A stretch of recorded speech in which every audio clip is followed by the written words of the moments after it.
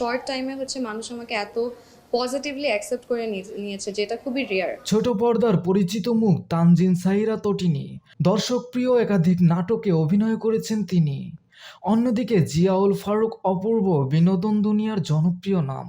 এই দুই তারকাকে সর্বশেষ একসঙ্গে দেখা গিয়েছিল পথে হলো দেরি নামের একটি নাটকে। সেই নাটকটির জন্মজুটি হিসেবে দর্শকপ্রিয়তা পেয়েছিলেন তারা। ফের একসঙ্গে দেখা যাবে তাদের, তাও আবার দুইটি নাটকে, এমনটাই জানালেন তটিনী। অভিনেত্রী জানান নাটকের নাম এখনো ঠিক করা হয়নি, তবে পরিকল্পনা চূড়ান্ত। 14ই সেপ্টেম্বর শুটিং শুরু হবে। তটিনী বলেন, নাটকগুলোর নাম এখনো চূড়ান্ত হয়নি। শুটিংয়ে যাওয়ার পর নাটক দুটি সম্পর্কে বিস্তারিত জানতে পারবো।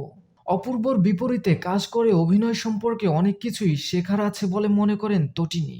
তিনি বলেন, প্রতিটি দৃশ্য করার আগে রিহার্সেল করে সুন্দর করে অভিনয় বের করার গুণটা তার দারুণ। কাজের সময় সহশিল্পীরা অপূর্ব ভাইয়ের কাছ থেকে কোনো না কোনো কিছু শেখার সুযোগ পান।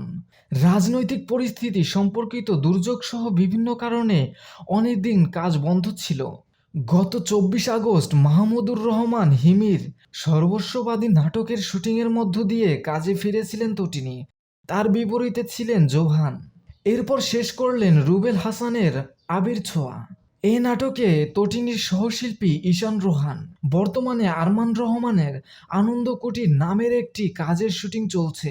অভিনয়ে তার সঙ্গে আছেন ইভান সাজ্জাদ।